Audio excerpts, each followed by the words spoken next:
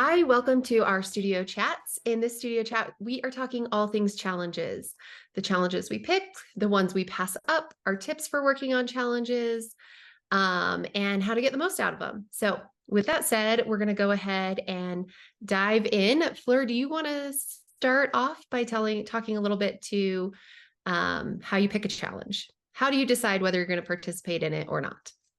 Yeah. So with most challenges, I see them come up and I'm like, do I have an instant feeling of like, oh, I'm inspired. Like I'm inspired to Yeah. to jump on that. Do I have time as well? If I'm really inspired, then I'll be like, do I have time? And sometimes when even I don't have time is actually the best time to do it because a lot of the time when I'm busy, I'm not actually designing, I'm doing admin work. And so a challenge can force me to actually do the creating, which I've done many of times and then been so thankful that I did the challenge. I do challenges in my Patreon like that, the sketchbook challenges. And I'm always so busy when I do them. And then at the end, I'm like, I'm so glad I did this because I Hopefully did it. come out with so Yeah. much. So yeah, so it's either being really inspired or see you might want to speak to the other side of like, seeing a hole in my portfolio that I think it could fill. Do you want to speak to that? Yeah, I agree with Floor. I'm in the same boat of it when I decide whether I want to do a challenge or not. Is it inspiring me? If not, is it pushing me to create something that I normally avoid? So for me personally, a lot of times that can be animals or figures. Or is it a challenge that is pushing me to design for a category that maybe I'm not currently designing for, but I want to design for, that feels a little bit of a challenge. So maybe bedding, or I recently just did a mountain bike one, which was really fun to push myself creatively that way. So those are the two things I'm looking forward to. I think Fleur, you would agree, is it inspiring or is it filling a hole slash strengthening yeah, a muscle? Yeah, yeah, I agree. And so shall we talk a little bit about kind of like once we're in a like decided to do a challenge, what next? Like what are some tips kind of like for writing a challenge out? Sometimes these are long challenges. It could be 100-day challenge, a 30-day challenge, every second day, or it could just be a one-off, like weekly one that just pops up kind of thing, like a Spoonflower one. Yeah, I think the best tip and the number one tip to start with is to read the challenge carefully. Like actually read through it and make sure that you're clearly understanding what they're looking for, what guidelines, if there's certain sizes, if there's certain parameters, certain color palettes, anything like that. That's like the most basic, simplest step, but I think people miss that a lot of just reading the guidelines to the challenge. Would you not agree? Yeah, or a lot of people just see, like, say, take Spoonflower Challenge for instance, they'll just see the picture and the name, and then actually not dive into the text sometimes. And sometimes there's a color palette, or there's the size of what it's going to be viewed at is huge. If you end up going really ditzy, then it's hard for viewers to see your design. So it's sometimes better to go to the size that they say, and then it will be nice and bold and clear.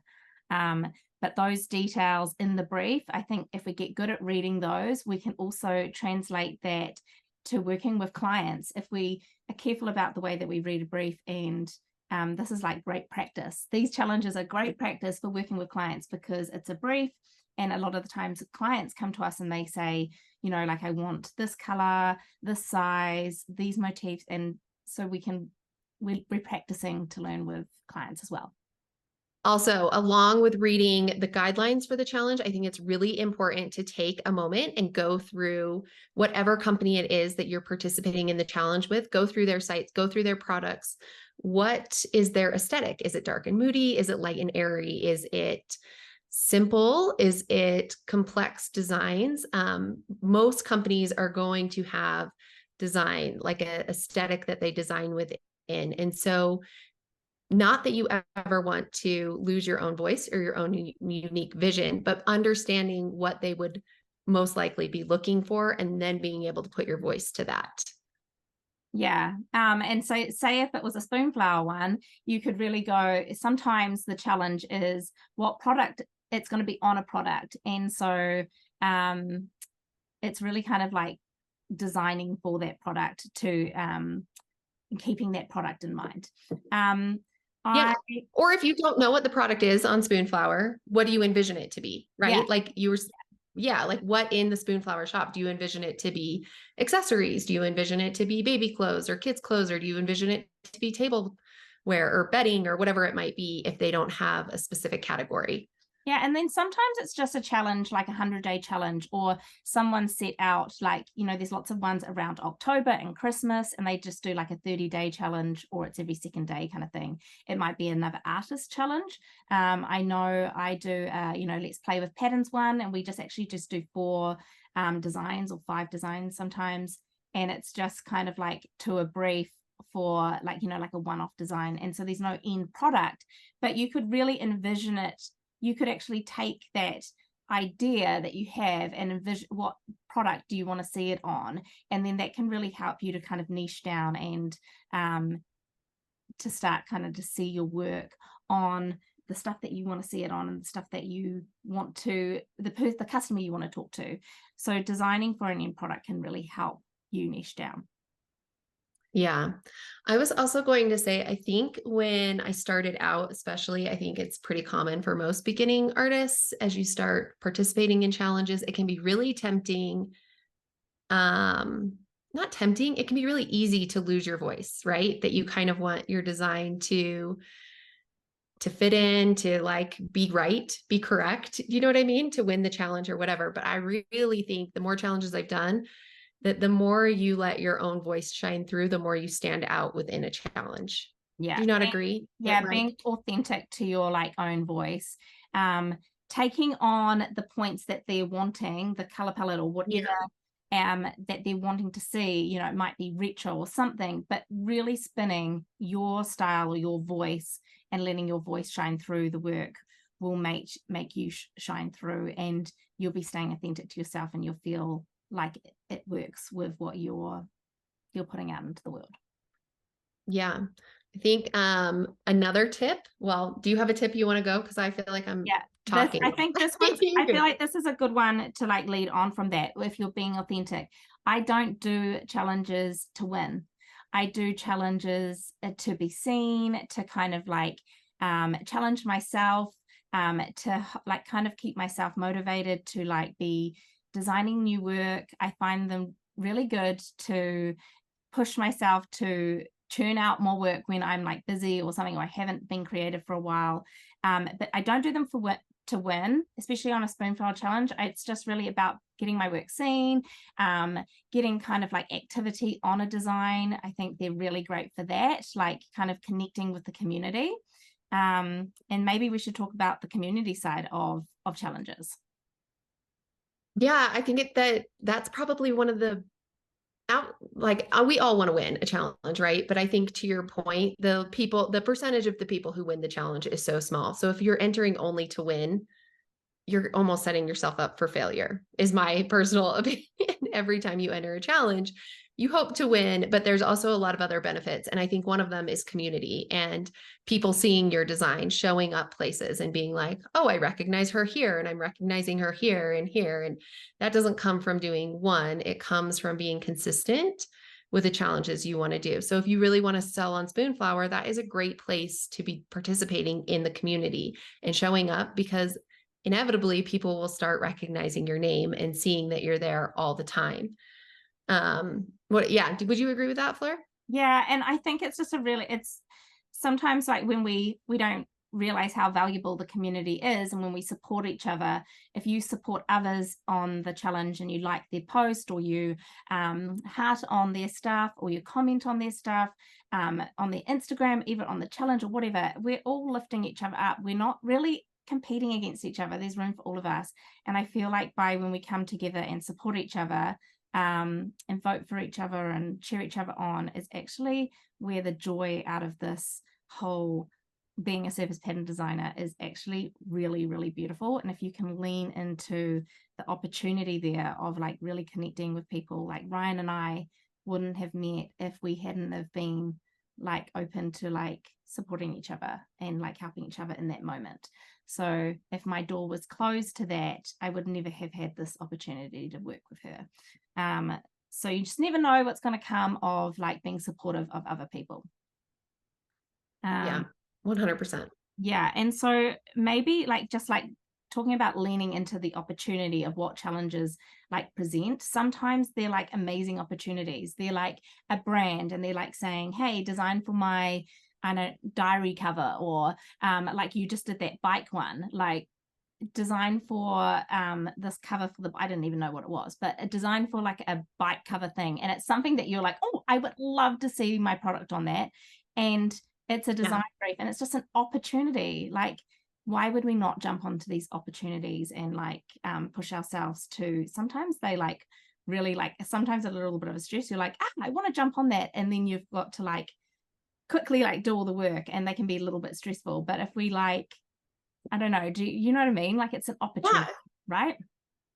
I 100% agree with that. I also think that design challenges are a really fun place to play with new techniques or adding new things to your work that you've wanted to do for a while and you're just not sure of. They're a fun chance to be like, well, maybe I want to do this in gouache and see how that would turn out. Or, maybe I want to do this more textural than I normally do. And sometimes because you're not building a whole collection around it, you're just doing a lot of times one piece around it. It can feel fun to experiment in a challenge and push yourself in that way too, which I really, really love about challenge of like looking at as an opportunity to do something new and present in a way like maybe I wouldn't normally design in this color palette, but it works here. So I'm going to do that. Yeah. And also a lot of times challenges kind of come up, especially like, around Christmas time and October, and people put out prompts and stuff. A lot of the time, those are actually like things that are trending. Spoonflower does a lot of trend research around their stuff. So if we can jump on sometimes to these things, then we are normally most of the time with these challenges you're designing kind of ahead of a trend or something that they see that's going to be coming up, and so it's just an opportunity there as well that sometimes these people that put out these challenges have done lots of research of what's happening. Or even if it's an artist just putting out prompts, they want to see a design, they might want to be designing to those prompts because they see that they're trending, so they are putting them out there. So it's a really good like way to like stay on trend. Yeah, I think even if at that moment the challenge doesn't work for you, it's a good idea to take note, of just what themes are you seeing repeated across challenges, right? Like you're gonna in October, like you said, a bunch of new challenges will come up around Christmas, a bunch, and then see what themes are being repeated because inevitably that will happen, and that is a really good indicator of, oh, I should jump on this.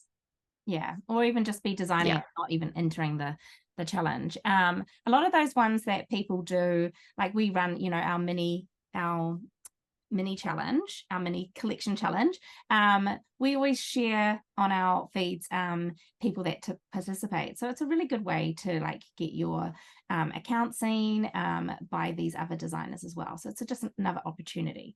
But yeah, I feel like have we kind of gone over all our kind of top tips for creating? Yeah, I think so. I think maybe we could leave everybody with a tip. I think what Fleur said earlier of it is not about winning a challenge. Oftentimes, I mean, I've had a ton of designs not win a challenge and go on to be licensed and go on to make me money and be very successful. So winning or losing does not determine the success of that design.